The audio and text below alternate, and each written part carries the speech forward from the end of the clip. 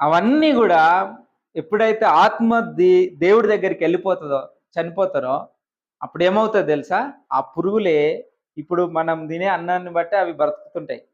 మన ఆత్మ పోగానే ఆ పురుగులే పెద్దగా అయిపోయి మనల్ని తినడం స్టార్ట్ చేస్తాయి. మన లోపల ఉన్న పురుగులే మనల్ని తినేస్తాయి. ఆత్మ ఉన్నంత వరకే ఈ దేహానికి విలువ.